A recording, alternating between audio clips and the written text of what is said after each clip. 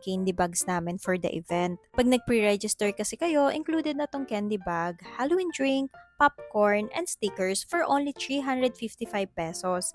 Pag walk-in naman, may candy bag na rin, popcorn, stickers, pero walang kasamang Halloween drink. Kaya mas makakasulit ka talaga kapag nag-pre-register ka. Costume party to guys at ang may pinakamalupit na costume makaka-receive ng cash prize at ng aming ultimate Munchie Pass. Also, may top 3 horror movie kami na pwede niyong panoorin sa big screen. Sa mga gusto naman magpa-tattoo or piercing, may tattoo at piercing booth din kami. Before getting inked or pierced, you must present a valid ID and sign a consent form at the counter.